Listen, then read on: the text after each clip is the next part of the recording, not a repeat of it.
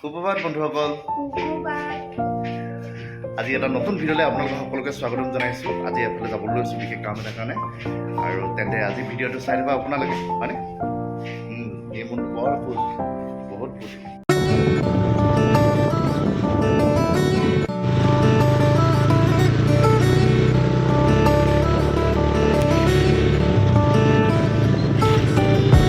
বৰ্তমান আমি আহি পিনি উপস্থিত হৈছোঁ খোৱাং চাৰিআলিত। বিৰাট বৰষুণ দি আছে। আমি গগৈ হোটেলত আছোঁহি। ধৰা গাহৰি আছে বোলে, প্লেট 50 টকা, খাবনে? তুমি নোখোৱা? মই খাম দেই। পূৰা বৰষুণ দি আছে। এইখনে হৈছে খোৰাং চাৰিআলি গগৈ হোটেল।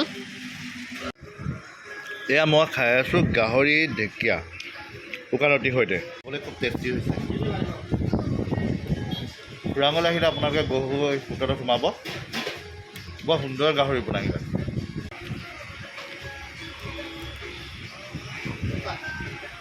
কেনেকুৱা লাগিছে খাই?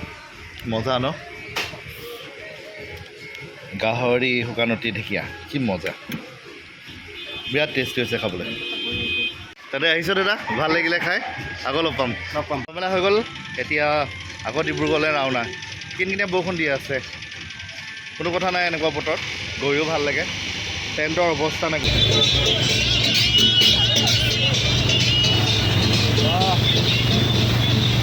এটা কাম কৰিব লাগে, ৰাস্তাবোৰ খালি চব বটিং কৰি দিব লাগে, মজা লাগিব।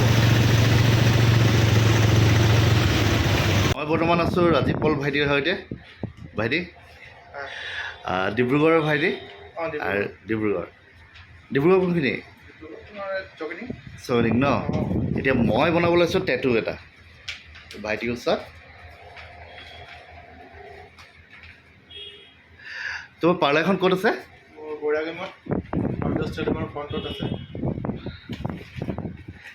অহা 8 তাৰিখে মোৰ জন্মদিন। সেই 8 তাৰিখৰ বাবে শ্ৰীমতীয়ে কৈছিলে যে তুমি টেটু এটা বনাই ল'বা তেওঁৰ ফালৰ পৰা।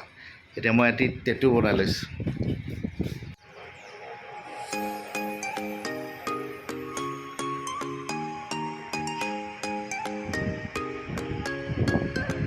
এয়া আমি আহি পাইছোঁহি বাইদেউ হোটেল। কিবা এটা খাই লওঁ। ভালে আপোনাৰ?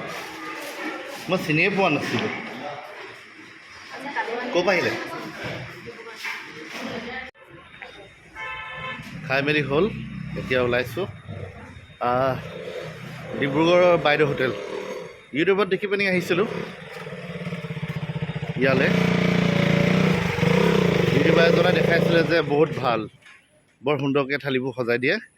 সেইবাবে যোৰহাট এই ডিব্ৰুগড়ৰ বাইদেউ হোটেললৈ আহিছিলোঁ। বহুত বেয়া অভিজ্ঞতা, একেবাৰে বেয়া অভিজ্ঞতা। এইবোৰ চব দেখাবৰ কাৰণেহে কৈছিলে ইউটিউবাৰ এজনে, কিন্তু আৰু ৰেচপন্সটো বহুত বেয়া। মানুহক দিওঁতে মেলোতে দেৰি কৰে, আৰু খাদ্য যিদৰে দেখালে ইউটিউবত সেইদৰে নিদিয়ে। ইমান আশাৰে খাইছিলোঁহি, একেবাৰে বেয়া অভিজ্ঞতা।